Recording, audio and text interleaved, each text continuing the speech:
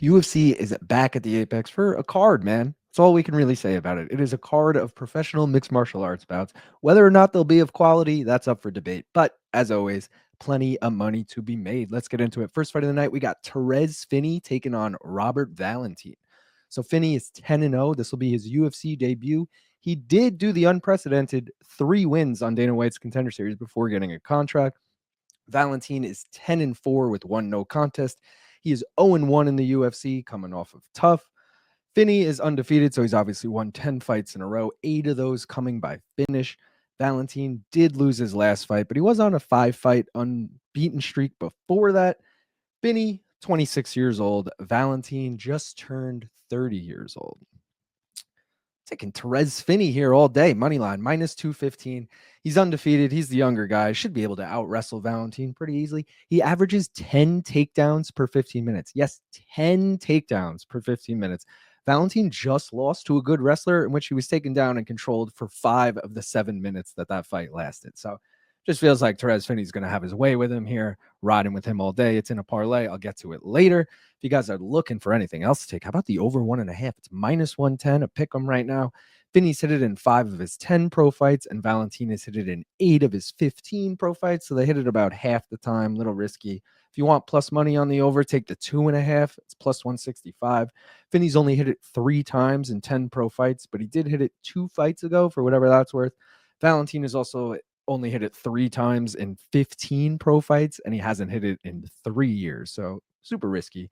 Last but not least, Finney by finish is plus 115. 8 of his 10 pro wins have come by finish, including his last win, and Valentin has been finished 3 times before.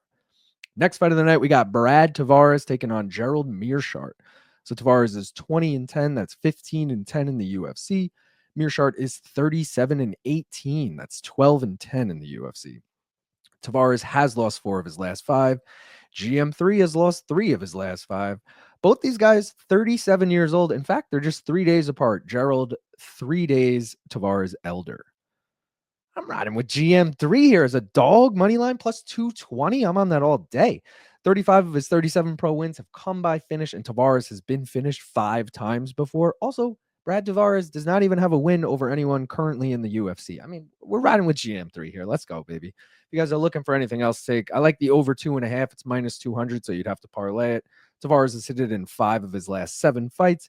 And Meerschaert's only hit it twice in his last 7 fights, but 4 of those 7 did make it to round 3. So he's getting close at least. And last but not least, Tavares by decision is minus 120. If you like the favorite, just take him by decision. 13 of his 20 pro wins have come by decision, including his last 3 wins. And Meerschaert has lost by decision 5 times before. Next fight of the night, we got Kennedy Nzechukwu taking on Martin Budai. So Nzechukwu is 14-5. That is 8-5 in the UFC between light heavyweight and heavyweight. This fight will be at heavyweight, where he is 2-0. Budai is 14-2. That's 5-1 in the UFC. Kennedy has won 3 of his last 5. Budai has won 4 of his last 5. Kennedy, 32 years old. Budai, 33 years old. So I went back and forth here. Don't really love any play on this fight, but I'm going to ride with Kennedy and Nzechukwu money line, minus 235. It's in the parlay. I'll get to it later. He's looked good at heavyweight, man. He's got back-to-back round 1 knockouts. Granted, that Chris Barnett fight was a little fluky, but still. Budai was just KO'd 2 fights ago. Like, there's a path here for Kennedy. Also, he's going to have a 6-inch reach advantage. And if you want to go by the analytics, he does land more strikes per minute than Budai. So there's that. Another prop I like that I also debated taking was the over 1.5. It's minus 145 right now, but Kennedy's hit it in 9 of his 19 pro fights, and Budai has hit it in 8 of his 16 pro fights, so about half the time. Fight end by knockout is another prop I like. It's minus 115. Might be plus money as the week goes on. 12 of Nzechukwu's 19 pro fights have ended by knockout, and 8 of Budai's 16 pro fights have ended by knockout. That's 57% combined. And fight does not go the distance is minus 165, so you'd have to parlay it. 14 of Kennedy's 19 pro fights have not gone the distance, and 10 of Budai's 16 pro fights have not gone the distance. That's 69% combined. Next fight of the night, we got Cortavius Romeus taking on Chang Ho Lee. So Romeus is 9-3. That's 0-1 in the UFC.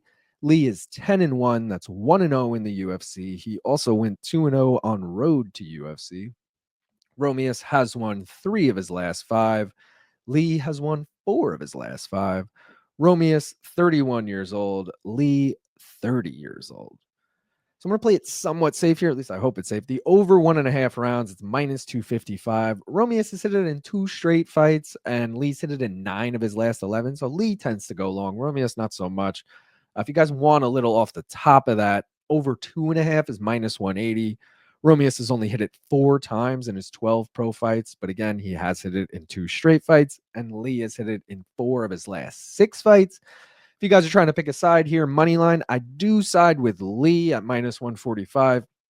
If we're just going to break this down by the numbers straight up, Lee lands more than twice the amount of strikes per minute.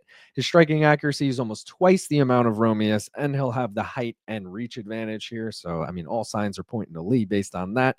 And last but not least, fight does not go the distances, plus 120. 8 of Romeus's 12 pro fights have not gone the distance, and 6 of Lee's 11 pro fights have not gone the distance. That's 61% combined, and they're giving you plus money on it. I like that a lot. Co-main event, Pat Sabatini taking on Joanderson Brito. So Sabatini is 19-5. That is 6-2 in the UFC. Brito is 17-4-1. That's 5-2 in the UFC. Sabatini has alternated wins and losses in his last 5 fights. Brito is coming off a split decision loss in his last fight, but he was on a 5-fight finish streak before that. Not a win streak, finish streak. Sabatini, 34 years old. Brito, 30 years old. I'm riding with Joanderson Brito here. Money line minus 200. I'm parlaying it with Terez Finney money line, Kennedy and Nzechukwu money line, and the over 1.5 in Cortavius Ramius Chang Ho Lee gets us plus 336. Probably the fattest parlay we've ever taken here. It is a 4-legger. I mean, need a lot to go right here, but I do love the odds on that. Based on Brito, both guys like to wrestle, so I could see this fight standing, where I do favor Brito in the stand-up. 8 of his 17 wins have come by knockout, and Sabatini was knocked out in his last 3 losses. So Sabatini looking a little chinny. Brito's a hammer. Let's go.